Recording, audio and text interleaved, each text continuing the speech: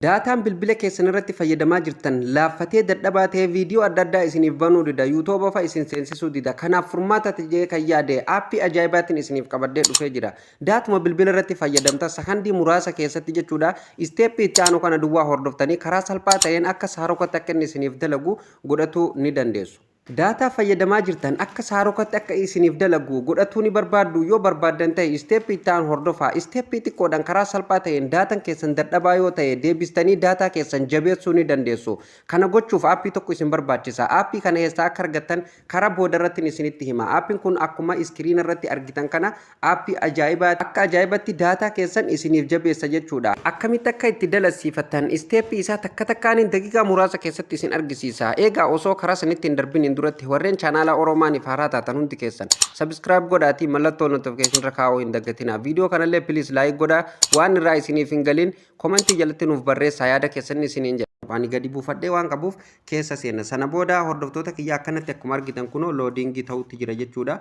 Hanga inni nuuf banamu ni eeggannaa jechuudha. Sakandii muraasa keessatti ni banama. Sana booda hordoftoota kiyya kunoo akkuma reefu iskiriin irratti isin argisiise akkanatti isiniif banama. Yeroo akkanatti isiniif baname fakkeenyaaf aappiin kuni waan tokkollee isin hin barbaachisu jechuudha. Gaduma buufatuu duwwaadha malee waan tokko isin hin barbaachisu.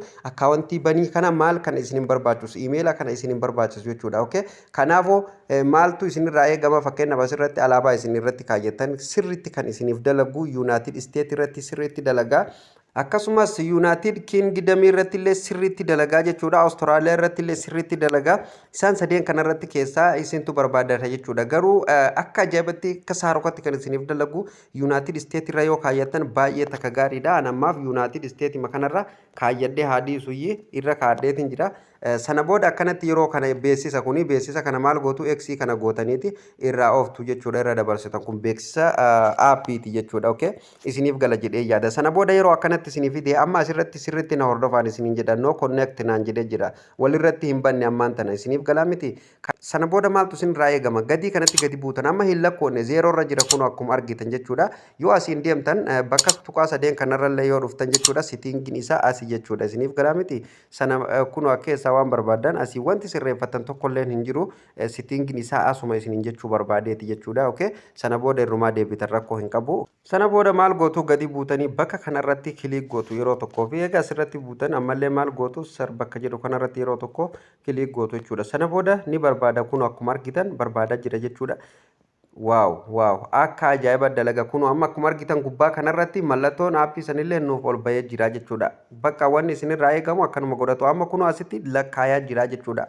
Bilbilli keessa yoo dadhaballee ta'e jechuudha aappii kana irratti buufannaan akka ajaa'ibatti dalaga jechuudha. Daataan keessa yoo duraan dadhabaa ta'e jechuudha parsantaa meeqaan dabalee isiniif dalaga itti fayyadamaatii ilaalaa jechuudha. Akka ajaa'ibatti dalaga bilbila kamiirrattuu ni dalaga jechuudha. iPhone irratti illee Android bilbila kamiirrattuu sirriitti dalagaa jechuudha. Kompiitara irratti illee jechuudha akka ajaa'ibatti dalaga aappiin kuni aappii ajaa'ibaatti itti fayyadamaan isiniin jedha. Siim kaardii kamiirrattuu ni dalagaa jechuudha. Okay? Kanaafuu itti fayyadamaan isiniin jedha. Aappii kana bakka nan buufadhaa isiniin jedhe duwwaa buufadhaa. Aappiin kanaan wal fakkaatan baay'eetu jira jechuudha. Kanaafuu aappii sirriitti baay'ee kan dalaguun isiniif qabadhee dhufe jechuudhaan gadi buuseetiin jechuudha. Bifa waan inni barbaachisu hundaa irraa xumuree asirra isiniif kaa jechuudha.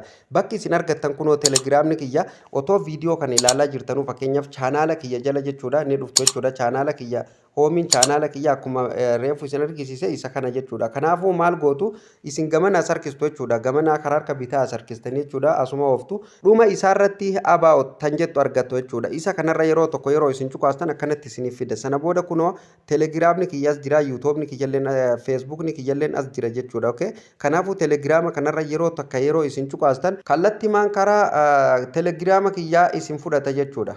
Warreen karaa TikTokaatiin nu hordofaa jirtanilleen chaanaalli keenya profaayiluma TikTokaa jala jira jechuudha. Kanaafuu irrumatti cuqaastanii profaayila TikTokaa jala ni argattu jechuudha. Mallattoo yuutuubii kun asitti argattu. Duraan asitti namaa baasaa amma immoo asitti namaa fiduu eegala jechuudha. Karaa jijjiire jechuudha. Kanaafuu TikToka keessan abdeet yoo gootan haala kanaan isiniif fida. Mallattoo yuutuubii fidee jala kana isiniif kaa'a. Amma ajaa'ibatti tolche jechuudha TikTokni. Maaliif namni tokko duraan hin beeku jechuudha yuutuubii bakka inni jiru hin beeku. Maaliif asitti gurraacha'ee dhufaa yuutuubii isiniif fakkaatu. Amma immoo mallattoo yuutuubii kaa'ee kallattii ma yuutuub jedhee asitti fidaa jechuudha. Amma ajaa'ibatti tolchee namni akkanatti isiniif fiduu didee tiktaaka keessan abdeet godhaan isiniin jedha. Egaan hordoftootaa fi kabajamtoota ammallee irra deebii warri chaanaala Oroomaaniif haaraa taatan hundi keessan sabiskiraayib godhaatii maatii keenyatti dabalamaa isiniin jenna. Yeroo hundaa'u viidiyoo wal fakkaataa viidiyoo kanaan wal fakkaatu appilikeeshina bilaasha dalaganii fi akkasumas editingii garaagaraa kompiitaraa fi bilbila irratti illee waan isin barbaadan hundaa'u asirratti waan isiniif dhiyeessuuf gar fuulduratti kanaafuu chaanaala kana sabiskiraayib godhaan isiniin jedha. Mallattoo notifikashinii irra kaa'uu hin dagatinaa viidiyoon dabalataa akka isin dhaqqabuu fi piliis viidiyoo keenya illee laayik tuqaan isiniin jedha.